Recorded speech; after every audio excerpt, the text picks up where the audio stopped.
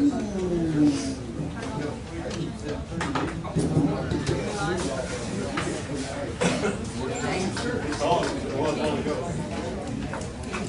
mic working?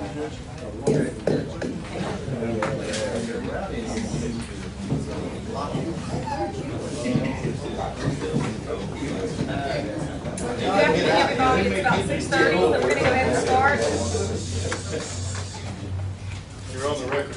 Thank you. Please silence all your cell phones and your pagers. Let's abide by courtroom decorum and follow the rules set forth for a public meeting. The first item on the agenda is welcome, so we welcome you here today.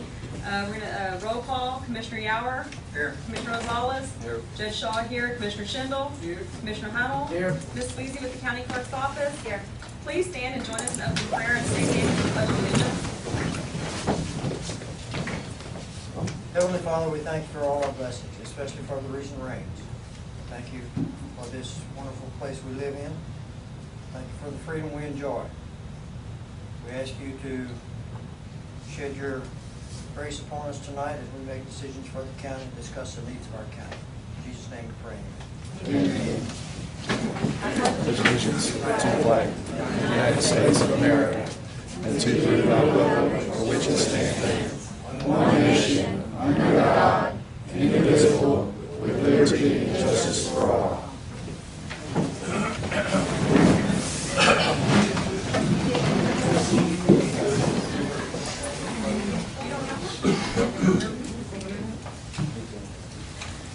I gave y'all a package from the original. Is it in here? You got my feet? I don't know, still left. I picked them up. Do you have an extra agenda in there? You grab 5 from her, please. Oh, you got one? I have one.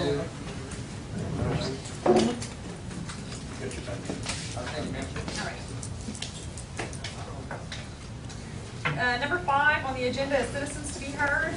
You got those, Mr. Susan? You got the time? All right. Mr. Yarder.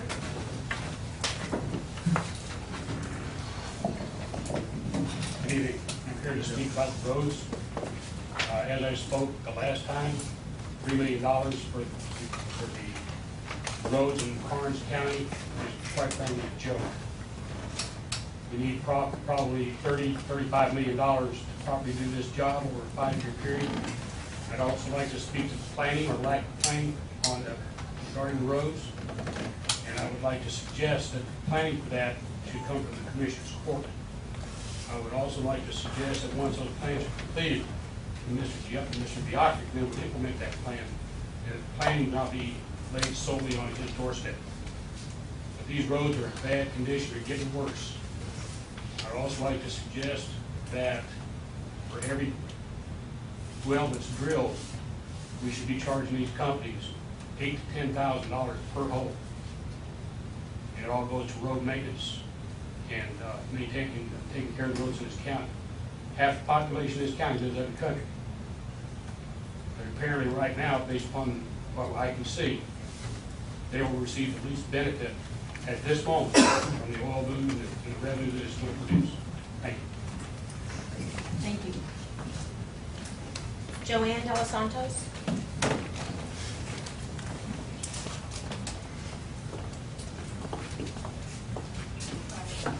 I'm here because we live on County Road 127, and we have a church on Joey Pentecost Church, and all the road got messed up.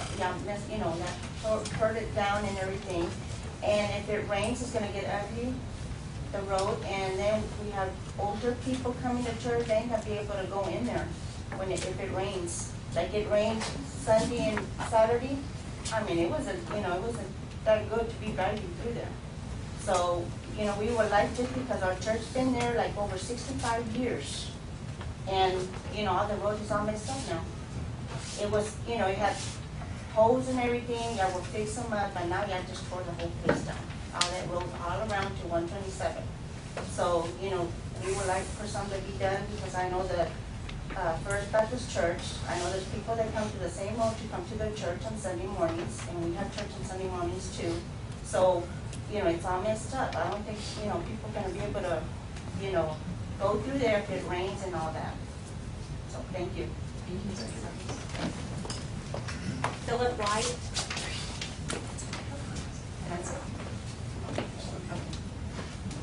Howdy. I'm new to the area, but my dad lived here for quite a while, and I live on 127. And it was in bad shape with all the potholes, but you could still navigate it during bad weather.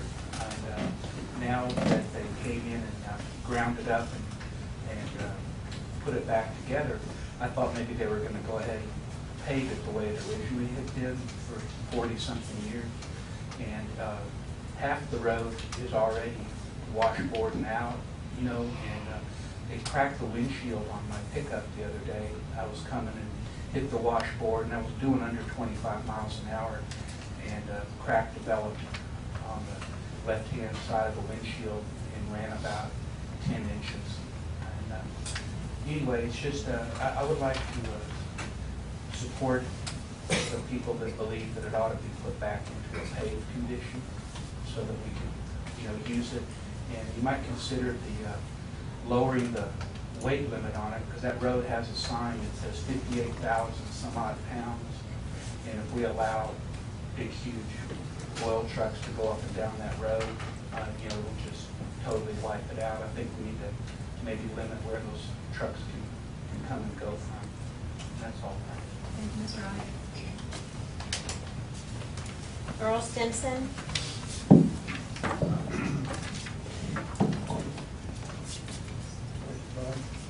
I don't know how many times a request to the commissioners needs to be made, but please do some planning on the roads. One of the main duties of a commissioner is roads. Our roads are being destroyed by large trucks.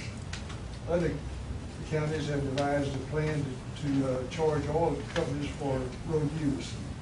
I wish you'd spend just half of your time on roads instead of on the courthouse all the time. Roads should be your main concern. Commissioners, please sit down as a committee and find out what counties are doing. You do not have to go far to find some answers. Check with Goliad County or B County and follow some of their plans. If you can't come up with a plan of your own, then follow the plan they're using. You need to do a little work and planning, or move over and let somebody else do your job. Thank you for letting me vent. Donald Dunn.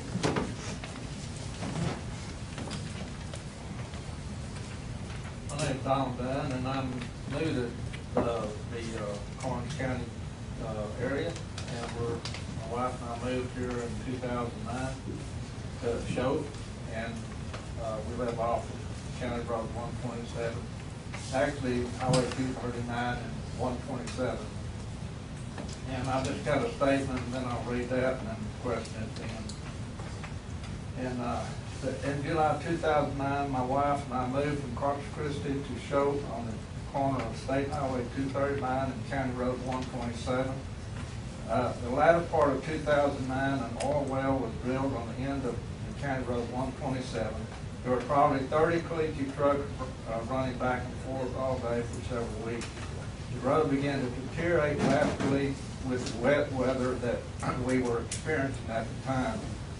Then the big oil rig equipment began to run up and down the road. The road became so damaged that trucks were driving in the vortices. People were becoming very concerned about the deterioration of County Road 127 and what the road commissioners were planning to do. I called Commissioner Homer to get information on future plans for the road that the heavy equipment dump trucks were damaged. I was told that the road was going to be repaired at a later date. After it was evident that the road was in the process of being plowed up, I called Commissioner Homer's office again. He returned my call and said that the road was going to have a wash base laid and paved in the future.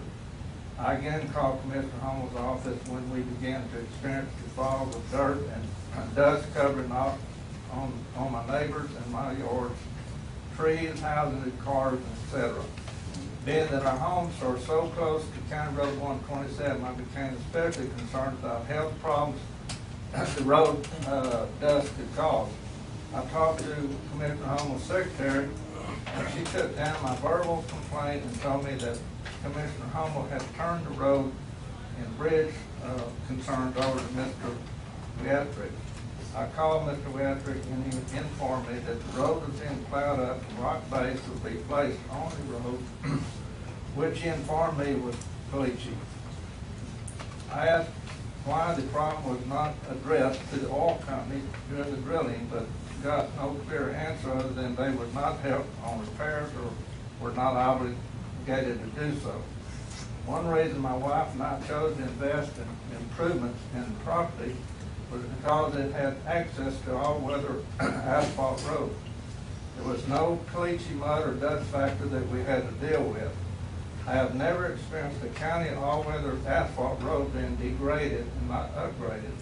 My concern is why it has been degraded and in turn degraded my property value. Mr. Dunn, I'm sorry, that's 3 minutes. Okay. I just have one sentence left. I also wanted to know when or how long it will take to get the road back into its original condition. Thank you. Thank you, Mr. Dunn. Mr. Donnell, is that right? Donnell?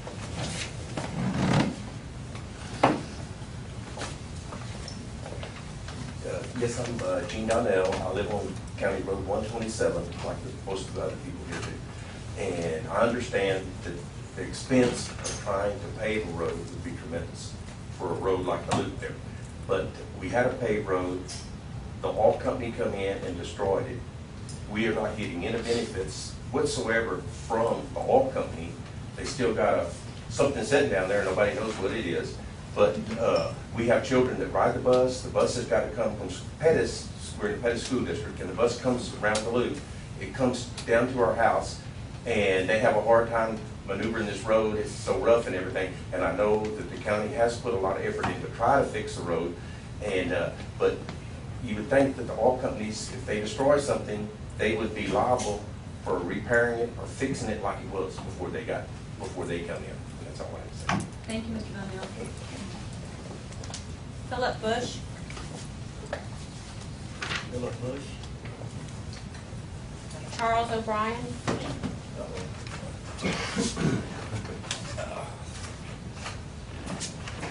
Hello, my name's Charles O'Brien. I have a house on 127. Oil boom is great. Everybody's making a killing in town. Us who are out on these back roads, we're getting killed from the dust, the ruts. Had to call my doctor for my mother. 127 makes a loop around 239, just makes a horseshoe. 134 comes off of 127. EMS said they didn't want to come down the road because everything was falling off of their vehicles on the inside. So next time I had to call them, they said, well, can you meet us up at the paved road? I mean, something needs to be done with 127. It's coming out here now, my road is full of tar, chipping up pavement. It's not good for health, it's not good for our cars.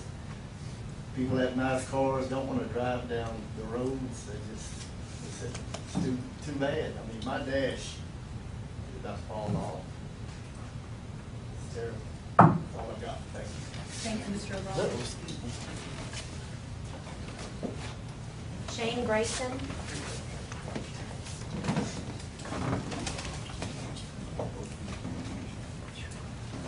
I'm Shane Grayson. I live on County Road 127. Our road's been paved for, I believe, over 50 years. And I built a house there in '02, and I would have never built my house there, but I thought that it was going to be plowed up, and I would have to drive on the road in that condition for the rest of my life. But I believe that the road's been paved for that long. The oil field company came in there, and that was the demise of our road. I feel that something should be done, and that our road should be repaired back to its original state. That's all I have to say. Thank you, Mr. Grayson. Tommy Jimerson.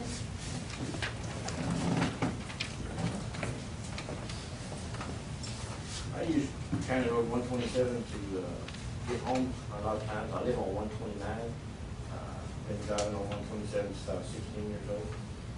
Before that, when the policemen wasn't around. But it's a shame that we had to plow up a fairly decent road, make a caliche road out of it. Because I live on the caliche road. 129, and Commissioner Haiti was there in the 80s. We built in 79. He told me that if I moved my fence back 15 feet, then he would fix a real nice road there, because they had plenty of room to fix it. We did that, and they have plenty of room to fix the road, 129.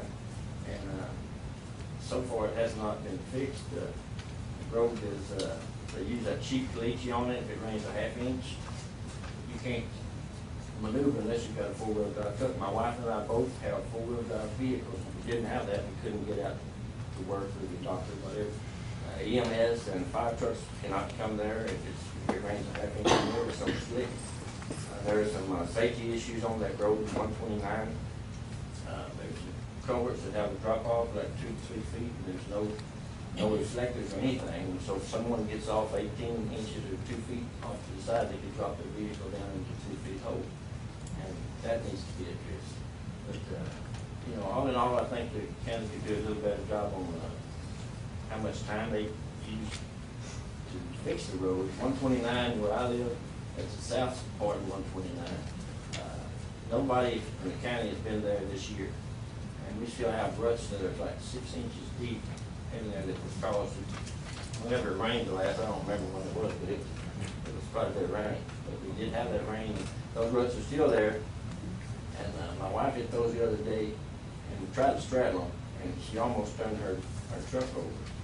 Of course, she might have been going 50 miles an hour too, but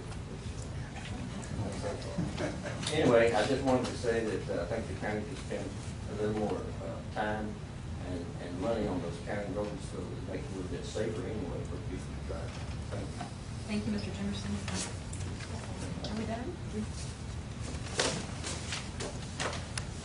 We get off topic just really quick because we have to take care of something.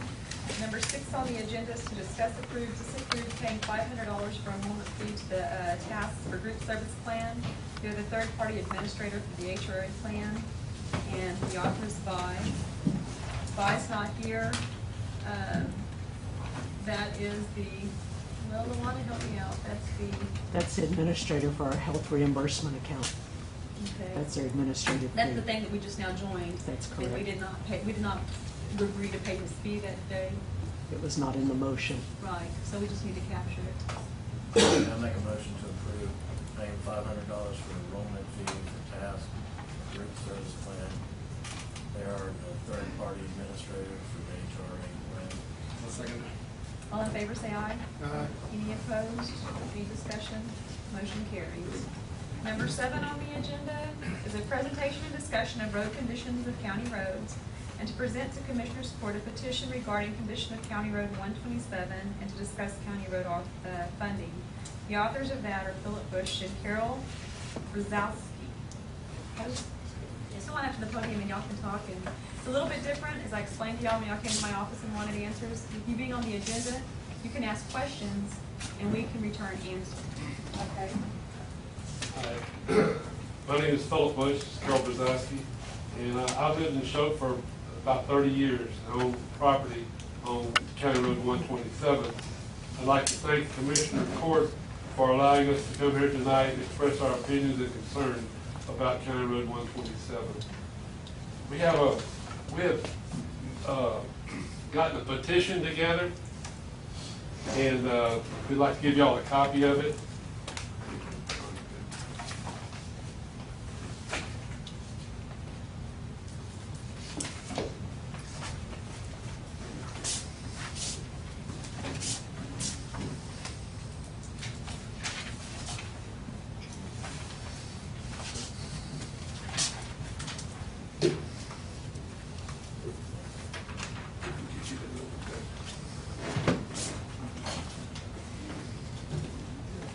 Thank you, Mr. Bush. These are just a copy of the first sheet. The judge has the complete petition.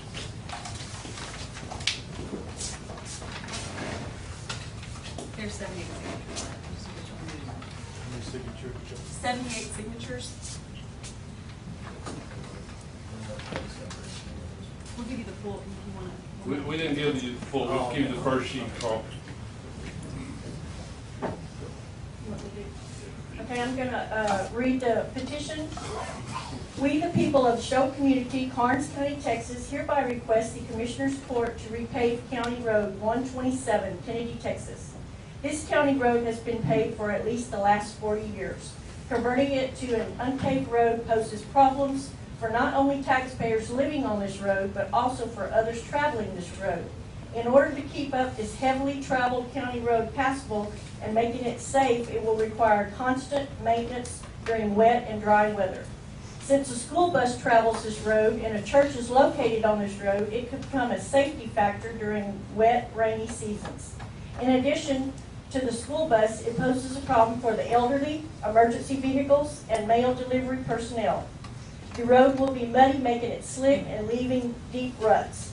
If not properly maintained during dry conditions, the airborne dust and dirt could cause health problems to those living near the road. Property values for taxpayers living along this county road would decline due to the fact that the road is no longer paved. Living in the country on a paved road is a definite asset to a property. Therefore, we, the undersigned petitioners and taxpayers of Show Community, hereby request the Commissioners Court to return County Road 127 to a paved road status. And with that being said and read, we are sure that the wisdom and the integrity of the Commissioners Court will approve this project for the best interest of the voters who put you in the office.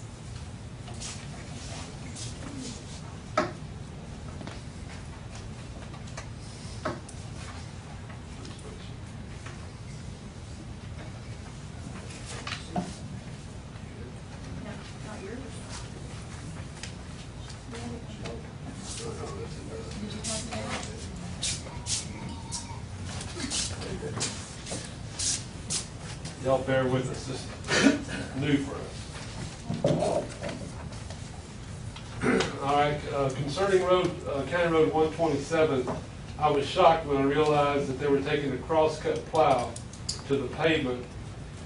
After talking to Mr. Hummel and Mr. Wiatrick, I agreed with Mr. Zosky that the only recourse we had was to take the case to Commissioner's Court. And so that's why we're here tonight, to see if we can get the road repaved. Part of our problem seems to be a lack of communication between Mr. Wiatrick and the community. And possibly that's because in the past, we visited with Mr. Hummel and Mr. Blosky about the conditions of our roads and what was going to be done to it. Well, they had one precinct, and I understand now Mr. Wiatrick has all four. So maybe we have him spread a little thin. I don't know that. But it would have been nice if Mr. Wiatrick could have taken the time to consult with the community. Then we could have had the opportunity to discuss the issue before the pavement was tore up, not in Commissioner's Court like we're having to do now. Problems that we have is school buses, ambulances. There's a lot of elderly folks that live on that road. We have one little boy that is disabled. Something happens to him, and especially if it was bad weather, it would be bad. We've got health issues, as Carol's described, and a definite decline in property value. I guess Mr. Wiatrick did not realize that we would prefer an all-weather road to a gravel road, even if the all-weather road wasn't in the best condition. And I understand that we heard earlier that the oil companies came in and pretty much tore our road up. And I understand that while they were here, there wasn't a whole lot we could do. I mean, you're not going to be able to go in there and repair something when you got trucks running at you all day long. But now the trucks are gone, the rig is moved out. I think the well is shut in. There's no activity there. So now I think that we could go in and restore the road to its original condition. I agree it would have been a lot easier to do before we plowed it, but it's plowed now, so we have to bite the bullet and do what we need to do. I have a couple of pictures here I'd like to show y'all. This is the condition of the road in 2005. Now I realize that's 6 years ago, but you know, this is what it looked like then, and this was before the rigs came in. And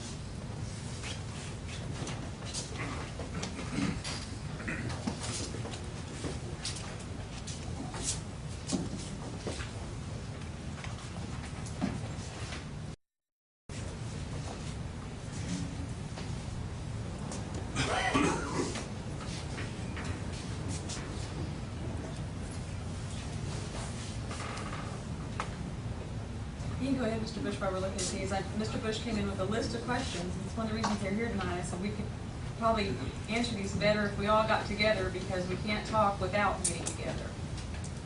Our main concern again is that County Road 127 be repaid. And so I would like to ask a few questions. And I guess the first one is, do you think we could repave that road? Mr. Beatrice, do you want to answer anything?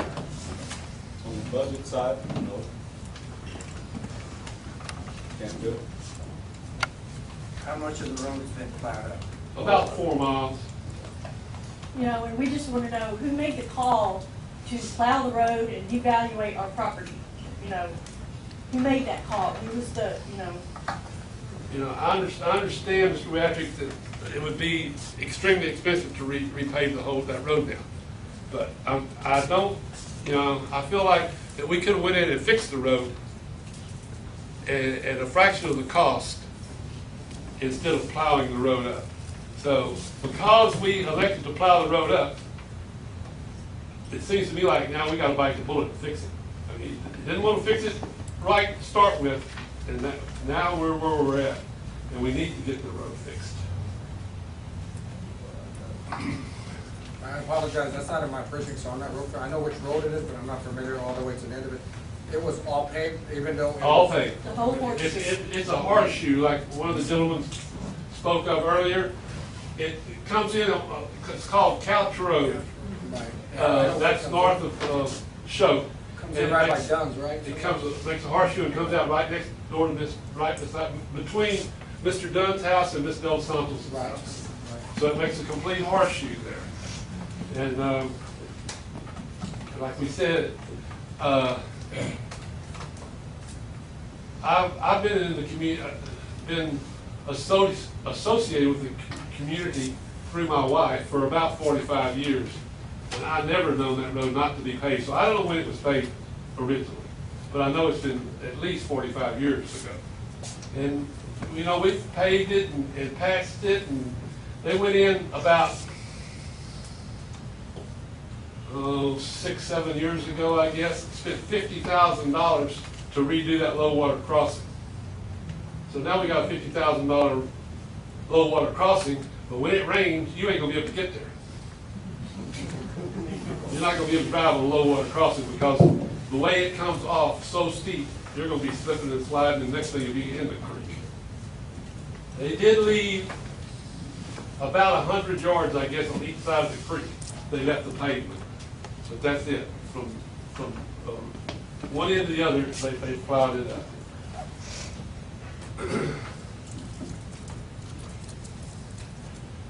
And did y'all consider this an improvement to what we had? No, I wouldn't consider it an improvement. In fact, I know that road was paved in 1957 because I worked for the county that year and I patched that road. It was paved in the early 50s. Probably 55 years. Well, you know. No, I wouldn't consider it an improvement, Philip. And like Mr. Rosales, I had nothing to do with the determination of plowing it up. I'm in the precinct 2, Falls City area, and I knew nothing about that discussion. I've been busy in building maintenance here in this new building. I haven't had enough time to spend down there with them. I've consulted with Mr. Rialtric on some occasions, especially in my precinct about the road. But I hadn't been privy to any discussion at that point. So I don't know whether Mr. Humble and Mr. Rialtric made the decision or Mr. Rialtric made the decision by himself. But like Mr. Rosales, I apologize for that being done. I apologize too. I'm in touch with Mr. Beatrice too, but mainly it's about precinct 3. My apologies for that. Really, my apologies for that. I wasn't aware that was happening. There's no excuse, and we're not trying to make an excuse. It's just that we do take care of our precincts, and then if they need us, we help each other out, but we weren't informed. And I am in touch with them all the time and about precinct 3. I apologize also. Yeah, as we all know, we are under the unit road system, and we do have a road administrator. And issues from the road and bridge have been placed on the agenda today. so I'd like to recognize the skill and ability from this department.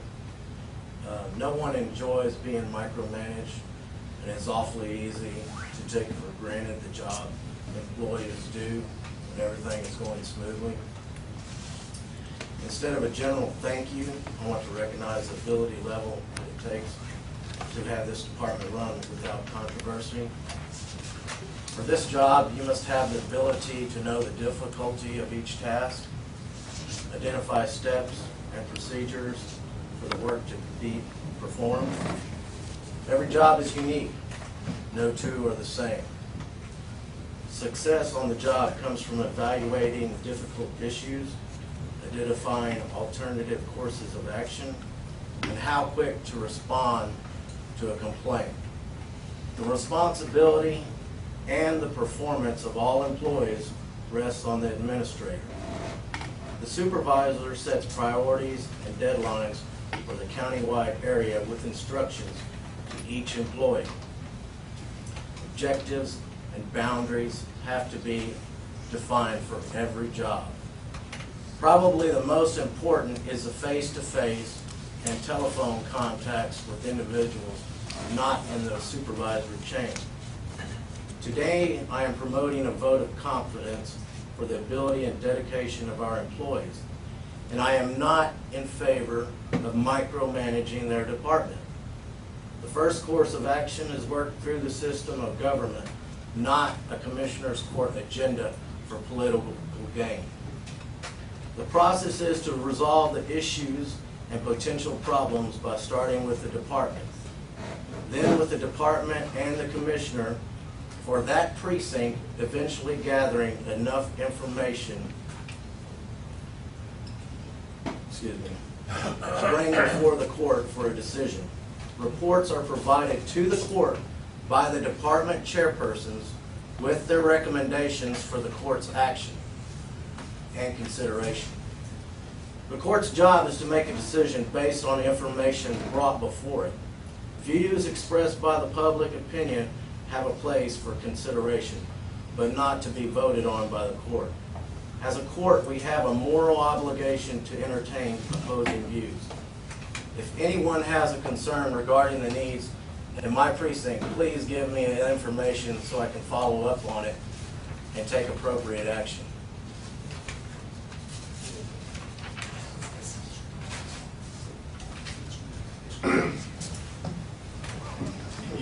You were contacted numerous times, Carl. I called you several times. Mr. Dunn called you several times. Ms. De Los Santos called you several times. You know,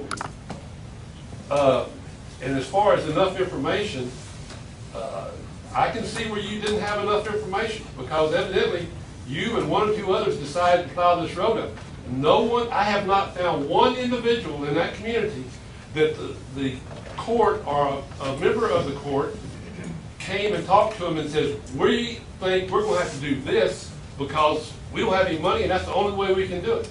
Not one person did I find who had that conversation. You know, if I come to your house and plow the road up in front of your house, I think the least I can do is talk to you about what the options are before I do that. You know, I think that is common courtesy. You know, especially like you know us, you know, you could have said, you know, hey man, we're gonna have to come out there and chop up your road. I mean, you and I have had this ain't the first time we've talked about roads. This is the first time we've talked about roads maybe in this tone. But, you know, we've worked things out. But this time, I was not involved. I'm not exactly sure, but I think I was in a hospital whenever this happened. I come home and the road's plowed up. That's the first I knew of it. I don't own property but on 1 mile of that road. It's a 4-mile road. And my property line runs from just inside the 239 about a mile down that road. So I have a mile of frontage. Did I get any input or ask my opinion on what we were going to do with that road? Not a word. Not a word. It's just that everybody from the show community would rather have had it just like it was and patched, you know, than chopped up. That just, kind of, you know, we'd rather have a paved road than a chopped up road, because it's been there 15+ years. You know, they're talking about this county is going crazy. It's going to be such a boom. Well, if it ever does that, and some developer comes in and wants to develop a piece of property for a housing addition, I had the perfect place. I had a mile of highway frontage. It's a long, narrow strip. It's been so easy to chop it up. But you fix that. I mean, I probably could still sell it, but it won't be worth near what it was worth. Mr. Bush, I did want to answer that though. But I did not know about this until I got the petition. And when I got the petition and there were so many signatures on it, we can't talk about roads. We can't meet and talk about roads. When somebody comes with a petition this large, I have to do something with it versus just sit on it. And so he wanted to discuss roads and road funding with us. And the only way I'm going to be able to do that is put it on an agenda, or we're violating our Open Meetings Act. And so we're here to try to figure out what's going on. I'm sorry, Mr. Bush. Go ahead, sir. All right, I guess we're back to the original question. Who made the decision? Were you a part of the decision, Carl? I think we're on the unit system, and I think we have a road administrator. That's not what I asked. I asked if you were part of the No, I system. was not. No. So you're throwing Mr. Weatrick under the bus and saying he's the only man that made this decision. He did it on his own. Is that what you're doing? That's his job. You had no input from any of the commissioners. You just decided on your own to go and plow the road up. Yes, sir.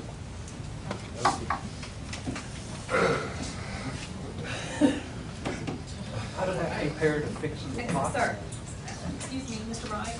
I apologize, but we can't turn around and just like, I mean, if we're addressing, like, they're on the agenda, they can do that. Oh, And the other thing is the 3-minute deal, and we can't answer questions during that. But seeing since, you know, it's Jeff, he can answer it, but he can't answer it. He can answer Let me go to the. I'm sorry. I apologize. I know you're new and you don't know the rules, and it's, sorry. I pulled up some of the rules. Questions to be in the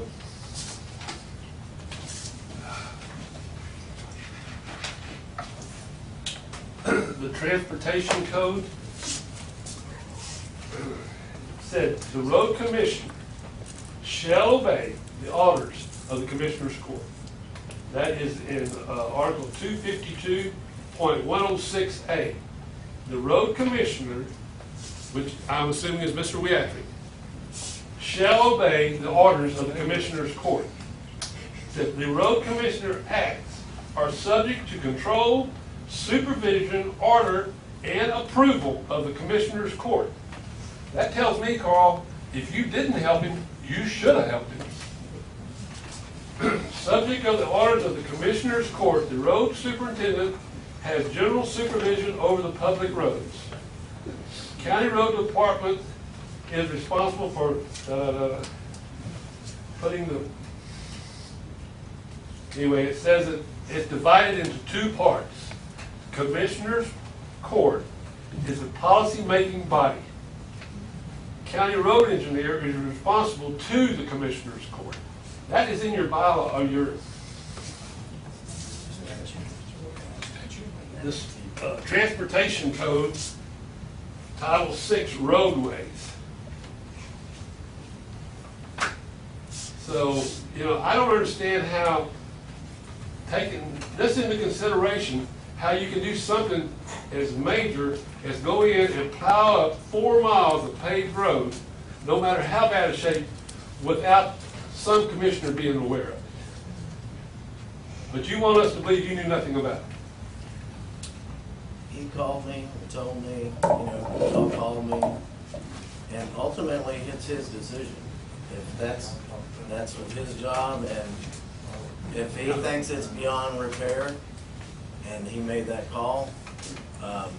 You know, if it says here that the road commissioner shall obey the orders of the commissioner's court. The road commissioners are subject to control and supervision orders to approve to the county commissioners. Now, you know, if I mean, I have all the respect and work for Mr. Weatrick. I don't really know him that well. I've met him a couple of times, but you know, that's fine. But if he wants to come up here and tear down the courthouse, you're not gonna say a word, huh? Let it go. I mean, he's the man. Maybe our county attorney could shed some light on this. Bob, are we road commissioners? Can we tell Jeffrey what to do? Jeff works for y'all are the, But I thought you told me when the administration came in, we were not road commissioners anymore.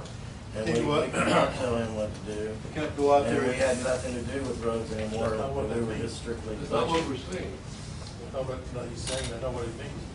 You as a commissioner, you don't have any more right to go out and talk to Mr. Rehabic about do this, do that, don't do this. Commissioner Court though, as a whole, or as a body, can ask or direct Mr. Rehabic to fix this road and now or so forth. But you can't go out there and micromanage. You, one of you has no authority to go out. So I could not have gone out here and stopped him from plowing up the road. Is that what you're saying? You could have taken steps to have it done if that's what you wanted to do. I was turning it over to the commissioner's court. But I also think even though you're not a commissioner, as it used to be, you still have somewhat of a duty to take a look at the roads periodically. And I think you have been asked to do that by the court, to take a look at the roads in your, not Everybody, please. not just Carl, Well, not just everybody. Carl. No, I didn't mean it that way. No, I know you're not singling me out. Because it's everybody's duty, because the commissioners theoretically know more about that commission, about that precinct than any other one person. But acting as a single person, they cannot go out there. I understand that. I mean, I didn't understand that before we started this research. But I understand that he can't go out there and say, you got to Push the road over here. Right. You can't plow this with a cross cut. You've got to use a turnip plow. You know, he can't do that. But once they decide to plow the road, I think he should be involved in if they're going to plow it or not going to plow it. Once they decide to do it, then it's Mr. Weatric's decision to how to do it. Well, let me just put that in perspective for you, that it could be as simple as this. If you take your tractor or your truck to the shop, to a mechanic, do you tell him how to fix it? No, I don't. I tell him what, tell him to fix it. He is a road administrator. He really is. And like Bob said, we cannot micromanage him and tell him what to do. If he had all 4 of us or 5 of us telling him what to do every day, I don't think that's the way this thing is written. I think the way it's written is that you guys are supposed to get together as a unit and decide if this is a good idea or not, and then turn him loose. But in answer to your question, if I had a muffler fell off of my truck and I took it into the shop and the mechanic says, I'm gonna put you a new motor in, I think I would stop that. I don't think I'd let him do that. Or he said, I'm gonna take your exhaust pipe off. Yeah, there you go. And Carl, we are the voters, we put you in office, and we just thought you would have thought more of us to come check with us, and would y'all rather have this old paved road, or would y'all rather have it, you know? And we also voted in the unit system. We understand. And You understand? that's just. But I still, and, I mean, your duties have been changed considerably, more so than I thought that they would be when we voted in the unit system. But y'all still have the responsibility to make sure that our county is run properly and that we have decent roads. As a unit, I'm not saying as one, but he can come to you, the way I read it, he can come to you with a problem, y'all can talk about it, and if y'all want to turn him loose on it, you turn him loose on it. But whenever I come to complain, you tell me, we voted on this and that's what we did. Don't tell me, I don't know what he did, he does what he wants to do. Okay, hypothetically, let's just say that he tore up the old road, he went ahead and repaved it. What's it to say that those big trucks wouldn't tear up the new road? Well, that's what I said, we couldn't do that while the trucks were there. And if the trucks come back, and whether that be our road or these folks' road, it doesn't matter, any road in the county, those trucks should be held accountable. They should be paying the county for damages. Damages, or they're gonna come in there, they came in there and they built a pad, I don't know what it cost them to build that pad, but while they built the pad, they tore up county property, and no one made them pay. Or did they? Or if they did, Did they pay, Carl? Did someone pay? I was hoping someone paid $30,000-$40,000 for our roads. Is that a fact or not? This particular road, This particular what? this road, 127. Yes. back in '09, when the trucks, I sat there on the porch and watched at least 50 trucks go by. Well, what I can tell you is even like state farm to market roads, like 1144, Excuse me. really tore up. Stay up here. I'm These sorry. roads were not, even the farm to market roads, the state roads, were not designed for this kind of weight. I understand that. And even a county road certainly wasn't designed for that kind of weight. And I don't think that anybody sitting on this court probably knows how to build that road to withstand that kind of weight, but I'm sure it would have to be equal to or better than a state road if these trucks are going to We run have on it. talked to Mr. Bush about, I know you had funding and you asked about funding. We have had people come in and make agreements or try to make agreements with us to get money for county roads. They're getting permits now. Mr. Schindler's doing that. And, I think that's wonderful. I think it needs to be done. That is, you know, the kind of, Step in the right direction.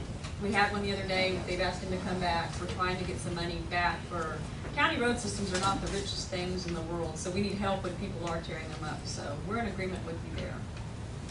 I understand it, but, you know, but I just feel like, just like Willie's gentleman, I'm not sure which one, said earlier, that these oil companies have got to be held accountable. Yes, sir. If they're gonna tear up our road, I mean, they're not doing it on my place, we don't even have our country leased.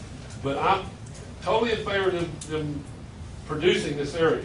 Maybe one day they will. But if they're coming in and tearing up our county roads or county property, they have to be held accountable for it. We can't just turn them loose. Well, I hate to Yes. bring this up, but it's difficult to do that because the county roads, I think we have a 58,000 some odd number, load limit on our county roads. As long as they people stay within that and abide by all the other laws, they also have the right to use the road. But they were Not also- taking up its sides. No, but they were also coming in trying to make agreements with us. We had one here the other day Yes, that. I was gonna get to that. But the other counties were, yeah. But they came in, and we've also, we issue permits for crossing the road and other things, and it's been pretty good. We also are working on, it's not easy to do because you have to, like, you have the right to use the road. Oh, yeah. Because you live here, well, the trucks do too, but they're not to use the They're not. road to assess, okay? Not making any sense? Yes, you are. I probably interrupted it, but I'm not saying, I guess I did say, but what I meant to say was, use of the roads is one thing, abusing the roads is something else. Exactly. And that's where we're. And whenever you bring these big trucks in with all this weight on these county roads, I mean, it didn't take a rocket scientist to know that this ain't gonna work. I'm sure it did. And they knew that they were gonna tear that stuff up. And they came in here, they tore it up, they left just like a bandit. You know, they got. All this came in real quickly, kind of overnight, before we really knew what was happening. We were all of a sudden in gold mines. But We're working on. other counties are getting that money, and we need to get those permits in here. I know we're working on that, but we need to get that in here. I understand. We're also working on ordinances that if you don't get the permit, that we can find the person who didn't get the permit. That's happening too. Yes, that's happening also. Yeah, we're not geared up for this. Most of them didn't have any idea of what's going to happen in the beginning. Now we know. Bob, Okay. could we, like if, hypothetically, if we were to repave this road and we put a weight limit of 50,000 pounds on it or something like that, and of course, all these trucks are gonna be over that, could we stop them from going down that road legally? Find them. You could stop them also, depending on the load limits on the road. They have to be set by engineers and so forth. Just best case scenario, Philip, if we were to repave this road, and Can you please not do that? I'm not sure that we could do it to not even maybe state specs, but something close to it, and put a weight limit on there and protect that road, because the last thing we want to do is spend millions of tax dollars on the road and then to get it tore up again. That also requires enforcement. And we don't have the police officers to enforce it either. We've had,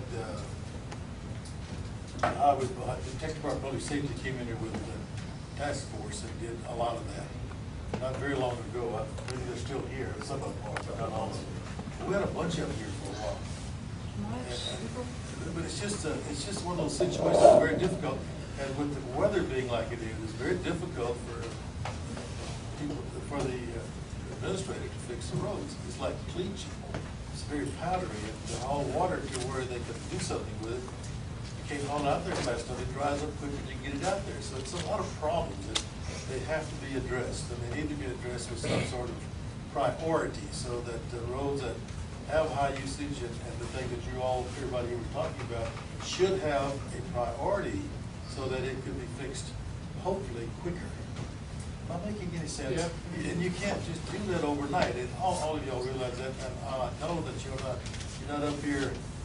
Your roads have not been all that good in the county for 50 years. You really get down to it. But they are going to have to be fixed. And everybody here is aware of that. Working pretty diligently to try to get that done. With Jeffrey, I think, has, 5 people working now? You did have 14?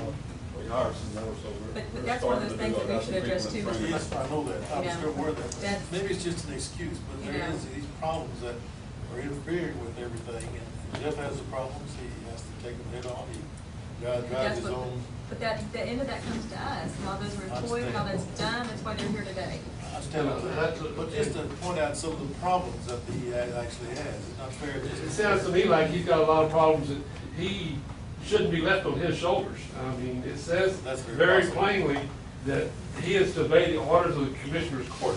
So I think that he doesn't necessarily need guidance from Carl, but he needs guidance from the whole Commissioner's Court. If he's going to do a major project like Terra Rota or build a bridge, then he probably ought to come before the Commissioner's Court. You know, and tell them, this is what I'm looking at, and this is what I'm going to do, and get their approval. And that kind of gets his neck out of the ringer.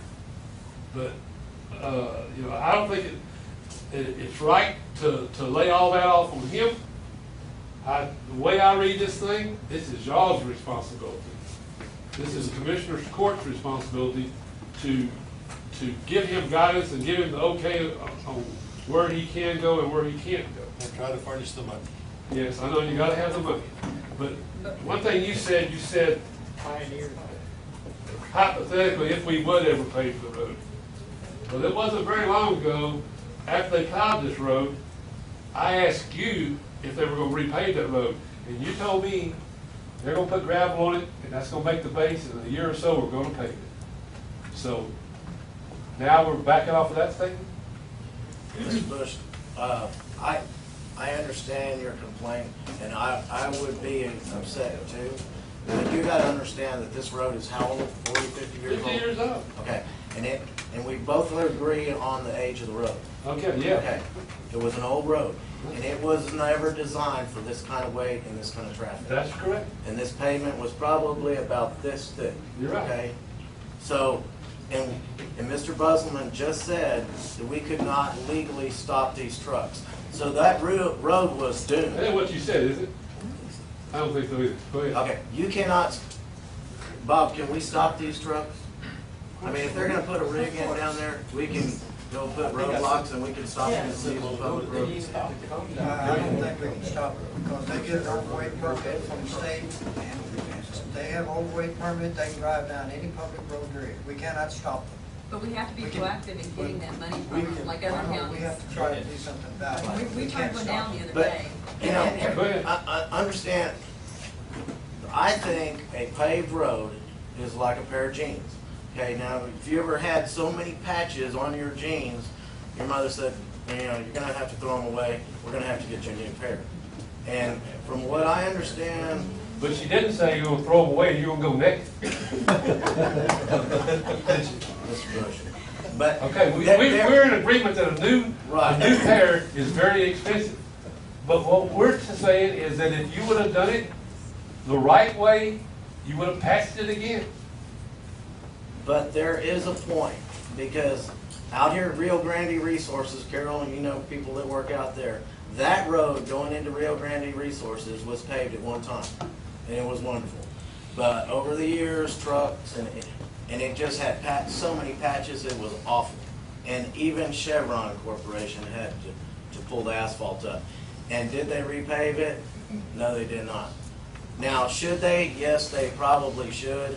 Now, But who made that decision? ultimately, I think that's probably what should happen. I mean, the unit system, that's kind of what it's geared up for, isn't it, Bob? To pave roads. More efficient. And if I remember from reading the papers way back then when the unit system was being pushed, we were going to pave roads, save millions of dollars, and lower taxes. And so far, I don't think any of that has happened. And Sounds to me like we're trying to spend more money, we tear up what we got, and now it's gonna cost, you know, no telling how much more to fix it. You know, I know how bad that road was. I know it was patched, but I'm here to tell you, it was much better patched than it is now. And everybody here will agree with that. It was much better patched. And from what I understand from Mr. Wiatrick and other people that know what they're talking about, you can't lay new asphalt over that old broken up stuff. I mean, the state doesn't do it, nobody does it. I don't know. I mean, I just have to take your word for that sort of stuff, because, you know, I'm not, It's kind of like paint. If you have chipping, peeling paint, you have to scrape it all off before. but I've watched some of your people come out there when we were patching the road, and they would have a little can of tar, and they would take the tar and they would put it in the hole, throw a little gravel on it, put a little more tar on the gravel, and then drive over it a couple times. Well, I'm sorry, that ain't gonna fix it. It just won't work. It's gonna take a little more effort than that. We've taken up enough of your time, I think. I want to thank y'all again for the opportunity to come and express our opinion. And again, we want that road repaved. And we have a petition that the judge has. I'm gonna get it followed. And I think that, and I would like for you to go and study this unit system one more time, because I don't think we're on the same page. Either you're reading it wrong or I'm reading it wrong. But these things that I've read to you about the road commissioner shall obey the orders of the commissioner's court. Right, and that's all 5 of them. That's right, that's right. That's why I'm not pointing you out, but I'm saying that evidently wasn't done because no one talked to Mr. Wiatrick before he plowed the road. So maybe that wasn't done. Thank you. Mr. Zossi. Thank y'all very much. Thank you. Thank y'all for the presentation, and I will say that I believe that as a Commissioners Court, we need to have an executive session, not tonight, but we need to have an executive session with Mr. Boutrick and discuss these matters and see how we're going to proceed. I think we do need to. Number 8 on the agenda is to discuss, approve, disapprove of plan of action of road reports and responsibilities. And I put this back on here. The only reason I put this back on here is we've been discussing road reports, road complaints, and this has been on the agenda numerous times. Actually, I think Priscilla got with Mr. Allison and made a form. She presented it to Commissioner's Court. She presented it to us, and it was one I think that we chose not to use. It was, we knew that this was coming down, that there was road complaints in various areas, and we had decided that we were trying to get everybody out to kind of assist in finding out where their problem areas were so we could help Jeff. And I think we revisited that a couple of times in Commissioner's Court. Does anybody remember that? Pete, do you remember that? Kidney's reports? Yes, sir. Yes, I remember.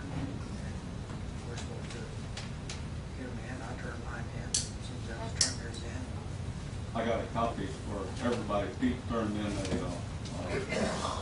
kind of a report of the roads. Pete's turned one in. James says you have one for me. I have one for you right here. Oh, did you? Okay, I haven't seen that, but Pete did give me one, and I have his on my desk. I did a handwritten report, drove the roads, wrote out by hand, we're starting at this point to that point, what I thought about the condition of the road. And I told him if you wanted a better report, more detail or anything, let me know. And he said he'd look at it, and he hadn't told me, you know, he wanted to redo anything. He said, I'll redo it however we need to. And so I think we need to look for a way to help Jeff, and by devising these plans, it's a way to help Jeff, because he's not gonna be able to cover all this area with all these trucks where they're everywhere, or they're doing something. And if a massive road complaint or a construction, such as something that happened like this, we might need to know about it. But we also need to work smarter. And that means all of us working together. And so I've captured some minutes here that I brought back to you guys, just because we have been, you know, I want to work together on these reports, I really do. And I keep asking and asking for them, and I want y'all to help so we can get these to him, because I don't want these to become a daily basis. I mean, I thank y'all for providing them, because if not, we wouldn't know what's going on, but I don't want this to become a daily occurrence. But when 78 people come to me and say something's wrong, I'm gonna acknowledge it. You can't, that's just, I have to. So that's my concern tonight, is I have Pete's and I have James's, and we just work together to think smarter here, to work together for the best interest of Karnes County. We gotta start saying yes to some of these deals that everybody else is accepting, whether we beat them, you know, turning them down. Let's take all we can get and see if we can work to help these folks. Does anybody have any ideas or input? I mean, I'm open to anything. Jeff, we're open to you. We're open to anything.